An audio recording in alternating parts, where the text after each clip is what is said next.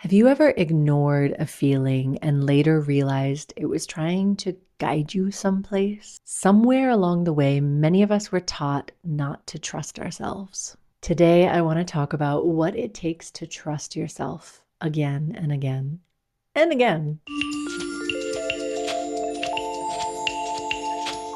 Welcome to the Wild Wisdom Way, a memoir and podcast unfolding in real time as I embark upon the journey of getting real as fuck. As I move through the gritty, raw, and deeply vulnerable acts of writing my memoir, I'm inviting you inside the mess, inside the meaning, and inside those magic moments that cracked me wide open. This podcast speaks to the very human experience of how storytelling becomes a path back to ourselves and each other. Each episode weaves together personal narrative, reflection, and lived insights from the edges of growth. This is about wisdom that reveals itself one wild step at a time. My name is Stephanie. Let's walk together.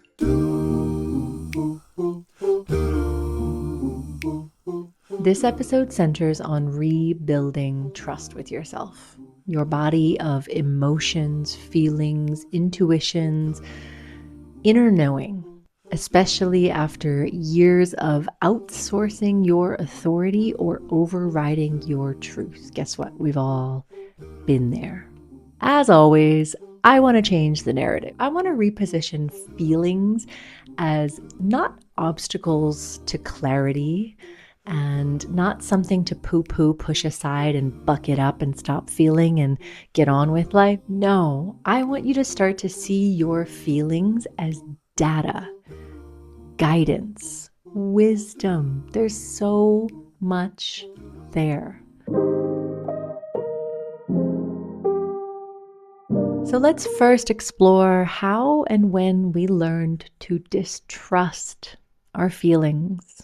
Well, most of our society is structured in a way that tells us that feelings are invalid, or that feelings are for babies, weaklings, that that's not valid, that the strong people succeed in life, and the strong people are ones who are able to push aside their feelings and get on with the work that has to be done. It's rampant in our culture, this messaging. And maybe we learned this from those closest to us when we were growing up.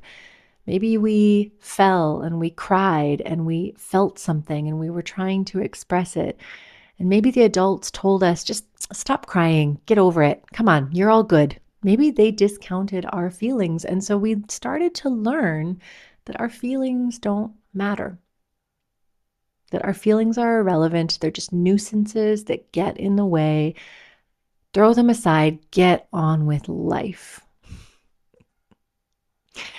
I'm giggling right now because one of the things that came up recently in a conversation with some dear sisters, some witchy women that I love and adore, was that I expressed to them that I have this constant fear of not being a productive member of society. And as soon as I said productive member of society, my voice changed, my mannerisms changed. I got really serious. My face even got really serious. And suddenly it was like, I really want to be a productive member of society. And then we all burst out laughing and we're like, what is that? Where did that programming come from? And I'm not saying that we can't contribute to our communities and to the breath of life in every moment that we exist, that we create, that we think, act, and feel. But what I'm talking about is this notion that to be a productive member of society means staying in line, following the rules, fitting within a box, and not letting our emotions show, not letting our feelings express themselves, because that gets in the way of being a productive member of society, which just means like be a robot, produce, produce, produce, produce. That might work for some, but it doesn't work for me. Maybe if you're here listening to this, I'm going to guess it doesn't work for you either. So we've learned not to trust our feelings. We've learned that our feelings get in the way of what's important, which is being a productive member of society.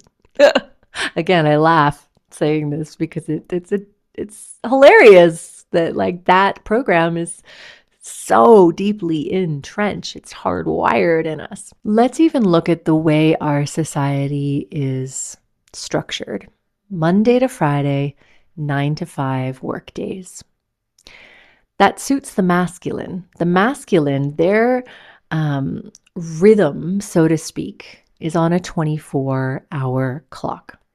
So the masculine might have that time where they're awake and engaged, a time where they're more tired. And it's predictable. It's a little more predictable. Now, I'm not saying all men are predictable.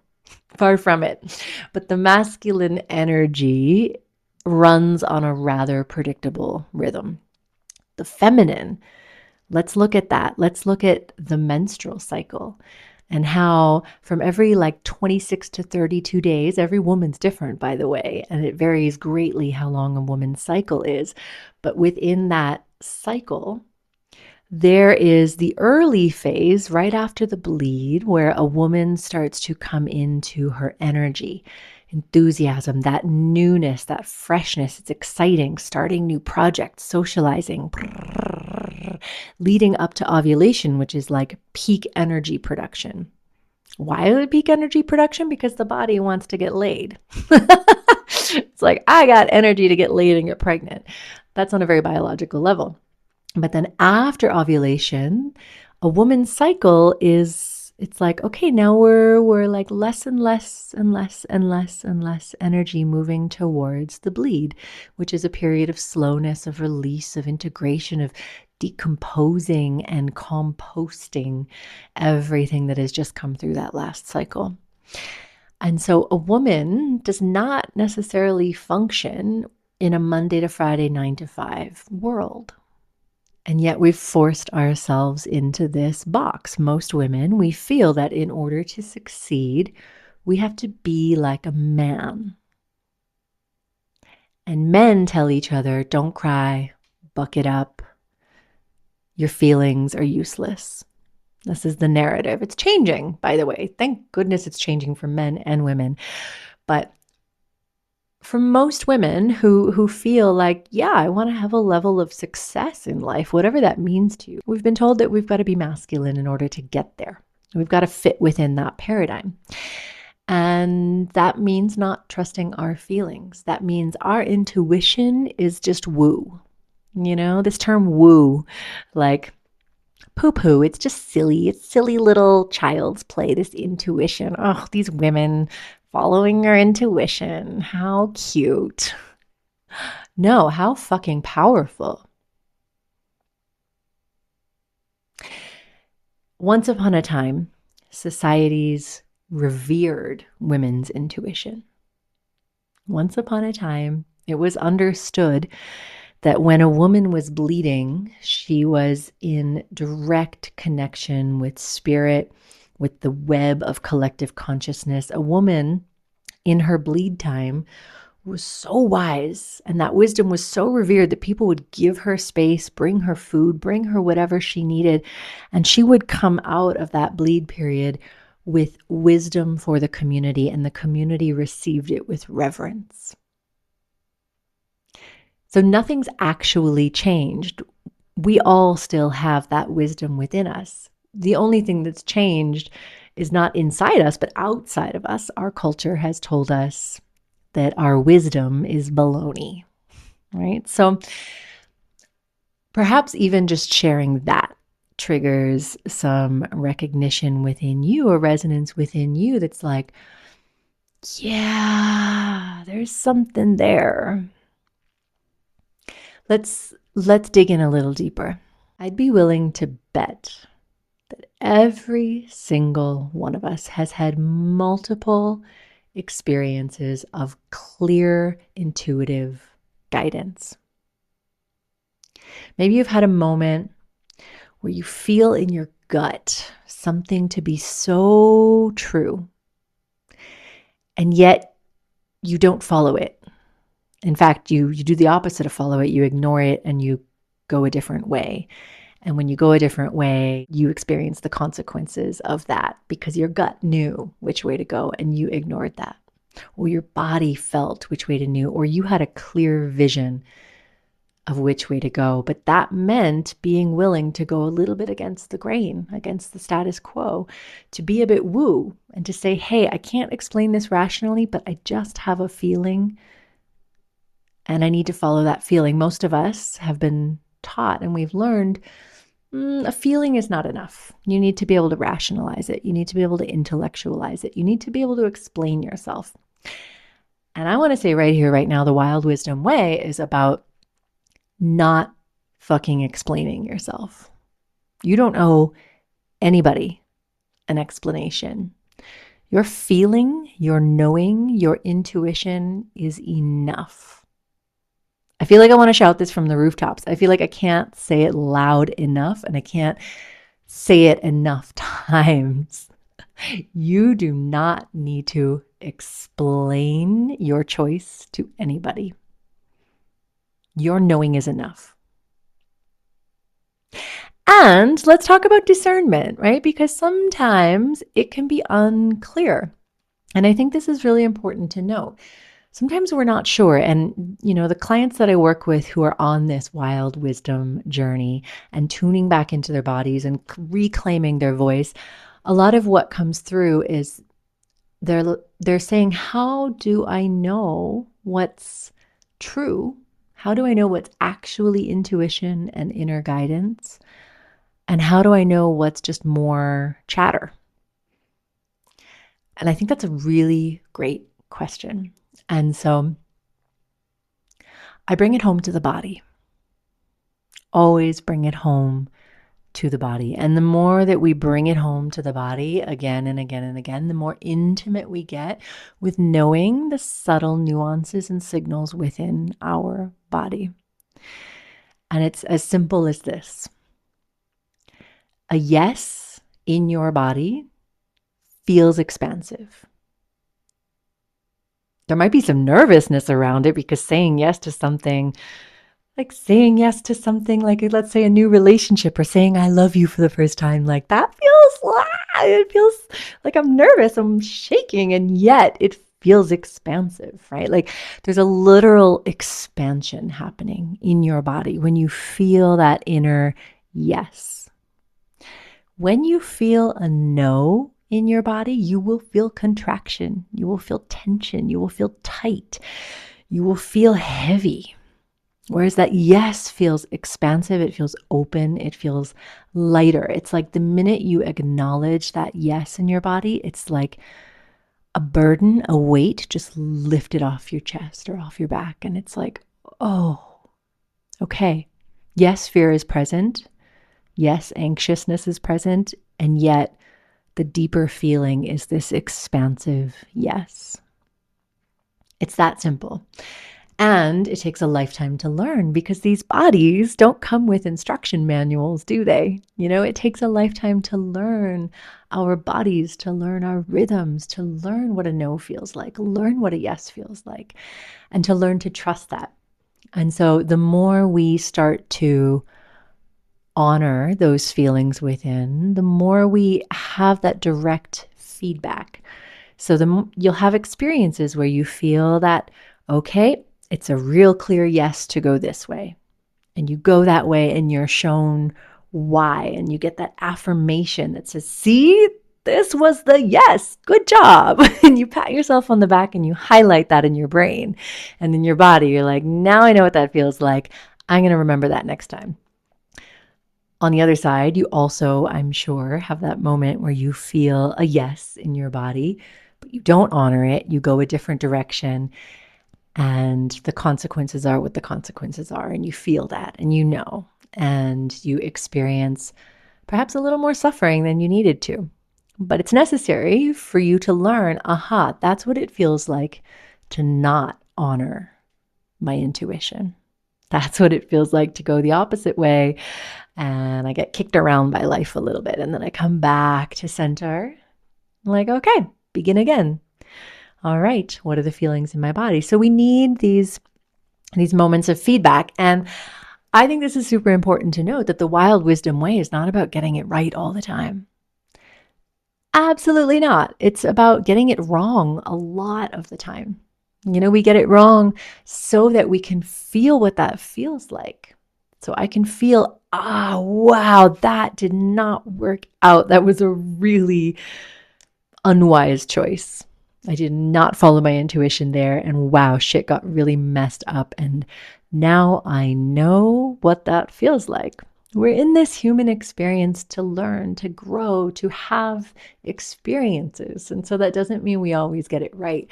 The wild wisdom way for me, as I walk it, as it is in motion in my being, is about learning to notice what experiences feel like, to learn from them, and to start to live in a wiser way, that kind of wisdom that comes from those direct lived experiences, not from something you read in an encyclopedia, right? It comes from your inner knowing, from having been there, done that, lived it, felt it, embodied it, integrated it, and now that wisdom is yours. Intellectual knowledge is one thing, and it's beautiful. And I feel that we're living in an age of intellectual knowledge overload. AI and Google can tell us anything we need to know any moment of any day. It's at our fingertips as long as we have a Wi-Fi connection, right? And yet we're living less. Does that make sense? It's like we know more, but we're living less because we're not going out and having the experiences. We're watching the travel videos on YouTube instead of going out and living the experience we want. We're living vicariously through other people. And we are learning everything we want to learn through a screen. And yet we're not living it, embodying it, feeling it, experiencing it. And so if I could encourage one thing in you and one thing only, it would be to dare to trust that intuitive guidance that blossoms within you, to trust that intuitive guidance, to follow it, see where it takes you, to be willing to walk a different way, to go on a journey. And that journey might be within, it might be in the world, it might be in relationship, it might be in creativity, but whatever that journey is, to dare to live it for yourself. To trust the intuitive guidance that sparks the first step, and then to take the next step and the next step. Even if you can't see fully what you're stepping towards, but you feel it. And I share this from lived experience because so many times in my life, I've taken steps towards what I felt was so clearly a fuck yes. And from a rational perspective, I had no idea what I was walking into. And every time I've followed that full fuck yes, it's led me to some really magical and profound places, and I wouldn't change any of it. Yeah, I've fallen. Yeah, I've made mistakes. Yeah, it's been messy. And sometimes I stumble in a step, and sometimes I get somewhere and I'm like, how did I get here? But then something opens up that was just waiting to reveal itself for me. But I had to allow myself to get a little lost first, to step out of what was known and comfortable. So can you give yourself permission to allow feelings to move through you without trying to manage them, fix them, or control them? Can you burst into tears when you burst into tears? Can you laugh uncontrollably in a public place where everyone's looking at you, but you can't help but laugh uncontrollably? Can you do that? Will you let yourself do that? Will you let yourself say, I love you before another person does? And be in that trembling discomfort because it's true for you. It's what's flowing through you, and it doesn't even matter what comes next. And I guarantee that the more you practice and bring into being this act of trusting yourself, of trusting that intuitive guidance that moves you from within, the more you allow this, I promise you, your decision making gets easier. Choices become really clear. Your relationships have less struggle, less drama, because you're not self-abandoning or self-betraying.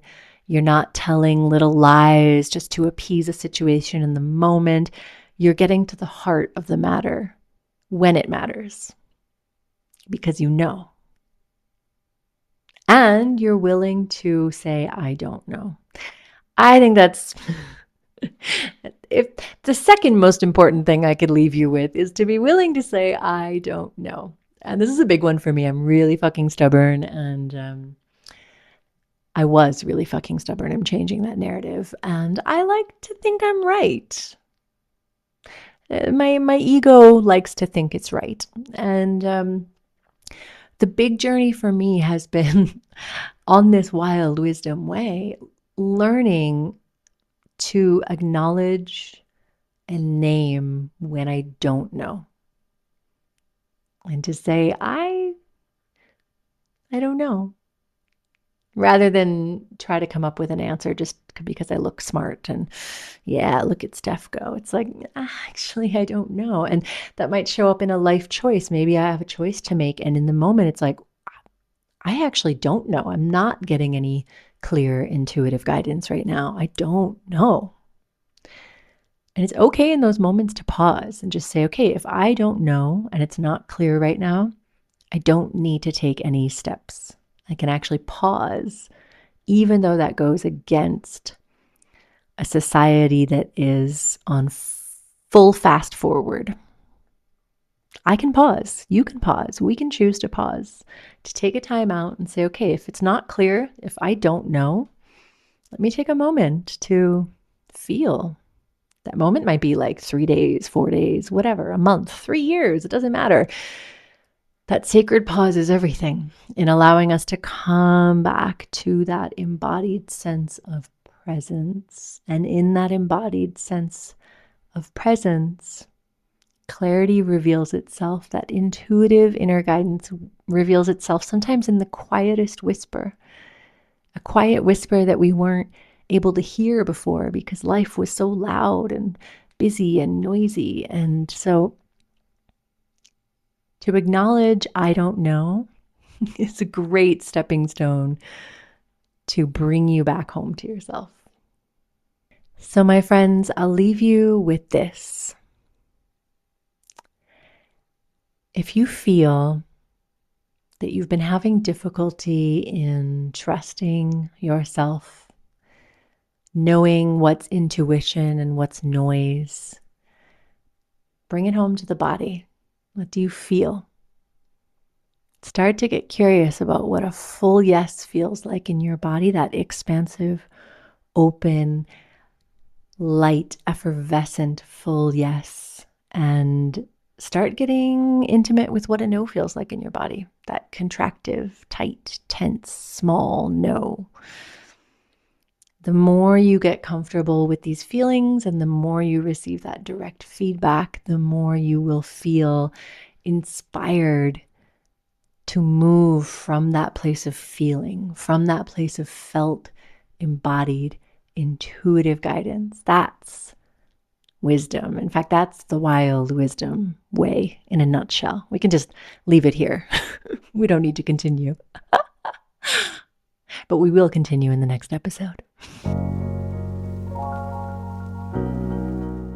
If you're feeling into taking that tender first step, try my free empowerment ritual. It's online, it's simple, accessible, a 25-minute set of daily practices that can help you to rise and thrive in an empowered way. I'm going to put the link in the description, but you can also comment free ritual and I'll send you the link directly. Thanks so much for walking this wild wisdom way with me. If you're feeling along your own path, that you're walking towards greater authenticity, more empowered expression, and fully embodied wisdom, you're in the right place. If this feels resonant, please share your love by subscribing, liking, and sharing this channel with your loved ones. I'd also love to hear from you in the comments.